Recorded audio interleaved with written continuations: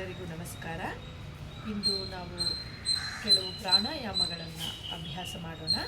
ಮೊದಲಿಗೆ ಓಂಕಾರದ ಉಚ್ಚಾರಣೆ. ನೇರವಾಗಿ ಕೂತ್ಕೋಬೇಕು, ಸುಖಾಸನದಲ್ಲಿ ಕೂತ್ಕೋಬೇಕು. ಎರಡು ಹಸ್ತ ಚಿನ್ಮುದ್ರ, ಟಿಪ್ ಆಫ್ ದ ಈ ಇಂಡೆಕ್ಸ್ ಫಿಂಗರ್ ಮತ್ತು ಥಂಬ್ ಟಚ್ ಆಗಬೇಕು.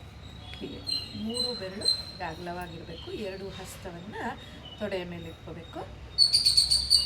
ಓಂಕಾರದ ಉಚ್ಚಾರಣೆ ಮಾಡುವಾಗ ದೀರ್ಘವಾಗಿ ಉಸಿರನ್ನು ತಗೋಬೇಕು. ಉಸಿರನ್ನು ತಗೊಂಡಾಗ ಹೊಟ್ಟೆ ಭಾಗ, ಎದೆಯ ಭಾಗ ಹಾಗೂ ಭುಜಗಳು ಎಕ್ಸ್ಪ್ಯಾಂಡ್ ಆಗುತ್ತೆ.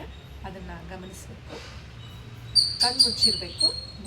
ಮುಖದಲ್ಲಿ ಪ್ರಸನ್ನತೆ ಇರಬೇಕು.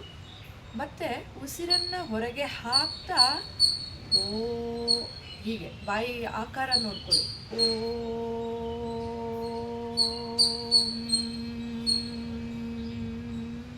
ಮಕಾರ ಉಚ್ಚಾರಣೆ ಮಾಡಿದಾಗ ತುಟಿಗಳು ಜಾಯಿನ್ ಆಗುತ್ತೆ.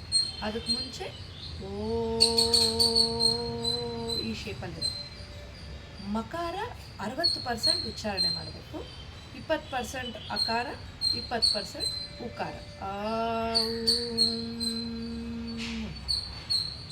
ಆ ರೀತಿ ಒಂದು 7 ಬಾರಿ ಮಾಡಬೇಕು. ಮಾಡೋಣ. ಒಂದು ಸ್ಯಾಂಪಲ್ ತೋರಿಸ್ತೀನಿ. ಎರಡು ಹಸ್ತ ಚಿನ್ಮುದ್ರ ಇಟ್ಕೋಬೇಕು. ಬೆನ್ನು ನೇರ ಇರಬೇಕು. ದೀರ್ಘವಾಗಿ ಉಸಿರನ್ನು ತಗೋಬೇಕು. ಹೊಟ್ಟೆ, ಎದೆ ಹಾಗೂ ಭುಜಗಳನ್ನು ಗಮನಿಸಿ. ಉಸಿರನ್ನು ಹೊರಗೆ ಹಾಕ್ತಾ ಓಂಕಾರದ ಉಚ್ಚಾರಣೆ.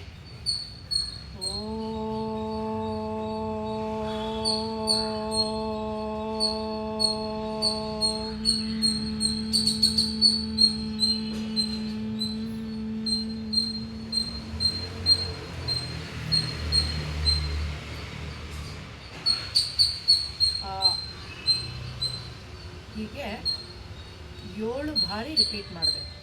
ಓಂ ಅಂದಾಗ ಬೆನ್ನಿನ ಮೂಳೆಯಿಂದ, ಬೇಸ್ ಆಫ್ ದ ಸ್ಪೈನಿಂದ ತಲೆ ಭಾಗದವರೆಗೂ ಬಂದು ಇಲ್ಲಿ ಸಹಸ್ರಾರ ಚಕ್ರದಲ್ಲಿ ಮರ್ಜ್ ಆಗಬೇಕು ಮಕಾರ.